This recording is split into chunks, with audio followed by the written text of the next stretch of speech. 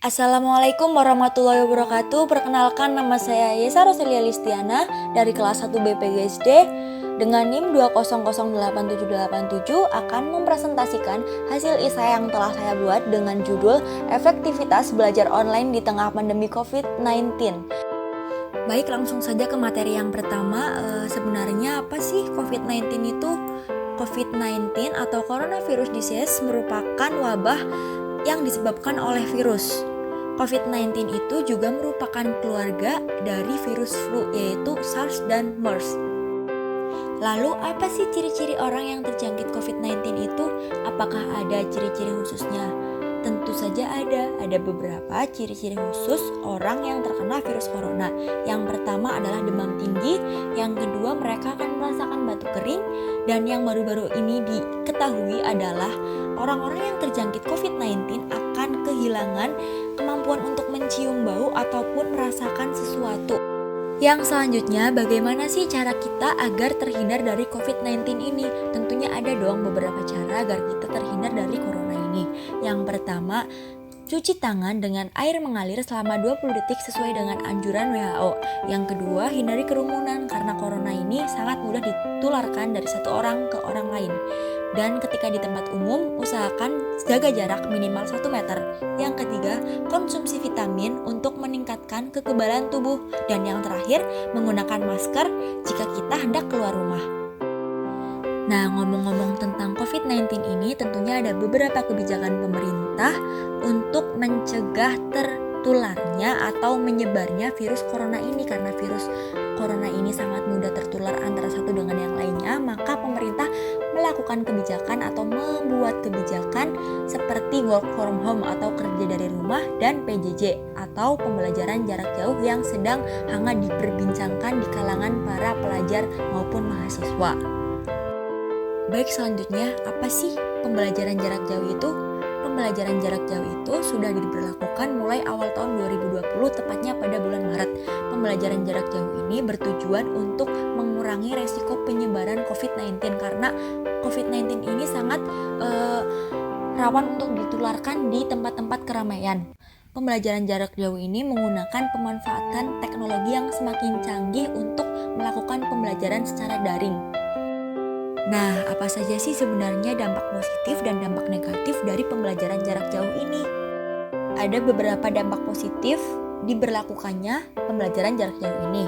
Yang pertama, karena pembelajaran jarak jauh ini dilakukan di rumah, maka akan mengurangi resiko tertularnya COVID-19 ini. Dan karena pembelajaran daring ini memanfaatkan teknologi yang ada, maka para pelajar dan mahasiswa akan lebih tahu dan lebih paham akan teknologi-teknologi baru di masa sekarang maupun masa yang akan datang. Menjadikan pelajar menjadi lebih mandiri karena dengan pembelajaran jarak jauh ini para pelajar lebih giat untuk mencari materi-materinya sendiri. Lalu suasana belajar yang lebih santai dan dapat dilakukan di mana saja dan kapan saja. Dan yang terakhir, tidak perlu mengeluarkan ongkos transport maupun uang jajan karena semua kegiatannya dilakukan di rumah, baik belajar maupun berdiskusi. Nah, selain ada dampak positifnya, tentu ada dampak negatif dari pembelajaran jarak jauh ini. Yang pertama nih, yang sangat amat dirasakan oleh orang tua maupun para pelajar itu sendiri, yaitu dengan adanya pembelajaran jarak jauh ini, pengeluaran mereka untuk membeli kuota lebih besar maupun lebih sering untuk membeli pakai data. Dan jika jaringan internet tidak stabil, maka pembelajaran akan terganggu atau proses pembelajarannya akan terganggu. Lalu lebih rawan stres karena semua kegiatan dilakukan di rumah, maka kita akan lebih cepat merasa bosan. Selain itu, di pedesaan pelaksanaan pembelajaran secara online ini di jenjang sekolah dasar juga sangat miris atau sangat tidak efisien karena rata-rata anak di pedesaan itu tidak paham betul tentang pembelajaran jarak jauh ini. Jadi mereka tuh jika dikasih tugas oleh guru, rata-rata dari mereka itu orang tuanya yang mengerjakan, makanya pembelajaran jarak jauh ini tidak bisa terlaksana dengan baik di pedesaan. Selain itu, di pedesaan juga masih minim sarana-prasarana untuk menunjang segala aktivitas pembelajaran jarak jauh ini. Nah, di sini ada beberapa kasus yang terjadi di Indonesia selama pandemi saat kebijakan pembelajaran jarak jauh ini.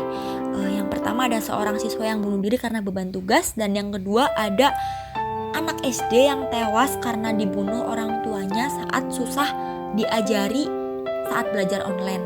Semoga tidak terjadi dalam lingkungan kita maupun di sekitar kita ya teman-teman. Nah, aku punya beberapa solusi nih selama pembelajaran jarak jauh ini masih dilaksanakan. Yang pertama, hindari stres.